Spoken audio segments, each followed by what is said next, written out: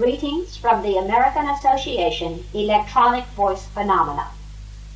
Since speaking to you last time, our first national conference was held in Baltimore, Maryland from August 26th to the 28th. It was a tremendous success with participants from 17 American states, the District of Columbia, Canada, and Finland. This was the first conference to be held in the United States with a focus on EVP. The group, as a whole, was an inspiration to be with and showed a sincere interest in the phenomena and its significance for us today and in the future. Our speakers were outstanding, and most were positive in their approach about the future of EVP. I believe in a conference such as the one recently concluded, it is just as important to meet others working in the field and to exchange ideas with them as to listen to a few knowledgeable individuals in a lecture situation. This was very evident with our conference. New friends and contacts were made. Some excellent ideas proposed for future research by several electronic engineers and one gentleman with a PhD in physics.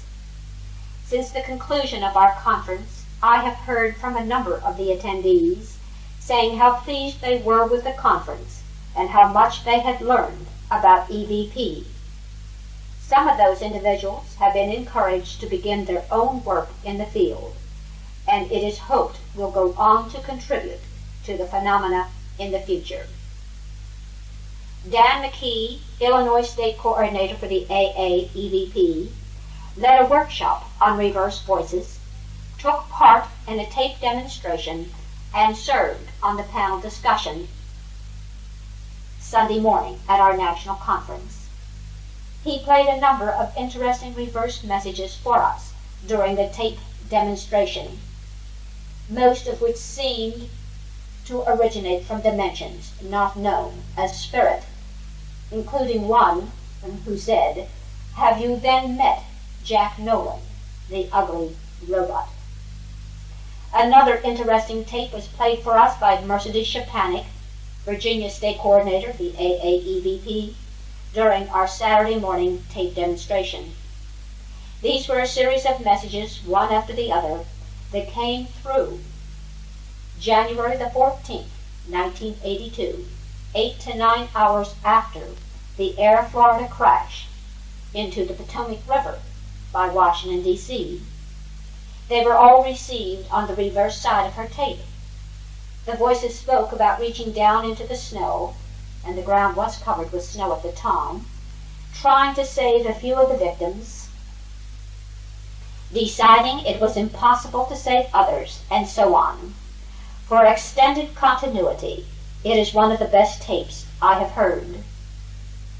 Tapes have been made of this demonstration, as well as all the lectures by featured speakers and most workshops. For a list of the available tapes, you may write to me.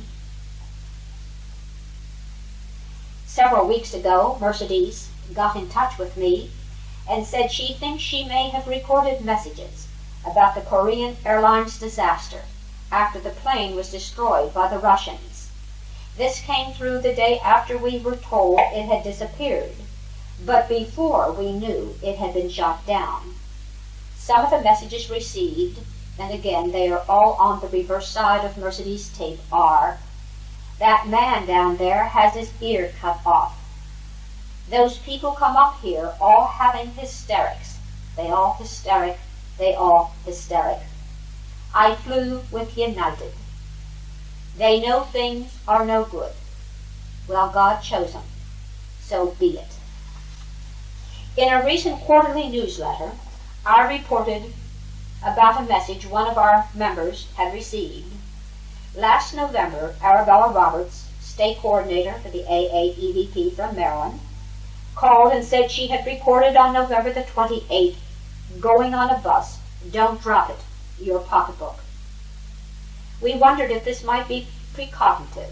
However, because Arabella seldom rides the bus, we were not too concerned. On June 19th, for the first time in years, Arabella went on a one-day bus trip. As she was getting on the bus, preparing to return home, a man tried to grab her pocketbook. Fortunately, Arabella was able to hold on to it, and so no harm was done. In the same newsletter, I wrote about some of the paranormal messages Dan McKee has been recording recently. When he asked who his unseen contacts were, they replied with, "We are opposite." They also talk about going through the mirror. For several years, Dan, Mercedes, and I have recorded many mirror messages. For some time, none of us knew that anyone else was receiving messages about mirrors. We each, independently and unknown to each other, were getting almost identical messages, which to my way of thinking is excellent evidential replication that we are communicating with unseen dimensions. I need hardly point out that it is all the more important and similar to cross-correspondence cases, since we were unaware of each other's results. Repeatedly I have been told to use a mirror, talk into a mirror, and so on. The idea seemed so preposterous to me that for a long time I delayed doing this. On more than one occasion, someone, and this was not always the same individual, said in a rather irritated voice, "I told you to get a mirror." Finally I did, and the first day I put a small mirror on top of my tape recorder, I asked if they liked the mirror. Immediately a Class A voice replied, "If you use this mode, I can help you." Just how the mirror helps, I am unable to say, but it appears that some of those who talk to us find it beneficial. I wonder if anyone else listening to this tape, especially our European friends, have received one or more messages about mirrors. If so, I would be interested in hearing from you. Sarah Estep, 726 Dill, D-I-L-L, Dill Road, Severna, S-E-V-E-R-N-A, Severna Park, Maryland, USA, zip code 21146. I am eager to know about similar messages being received, especially between one country and another.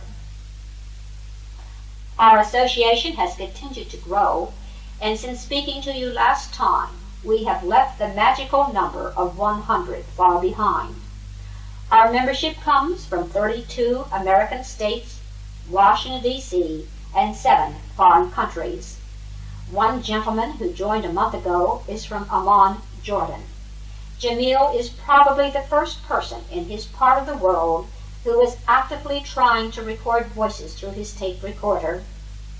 In a letter received from him last week, he wrote, "I am doing my best to introduce EVP, but I have to be tactful since fanaticism prevails in this part of the world. Anyway, slowly but steadily, I will act."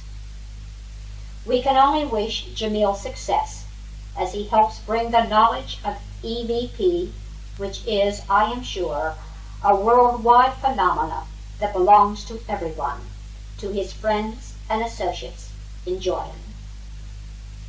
Thank you.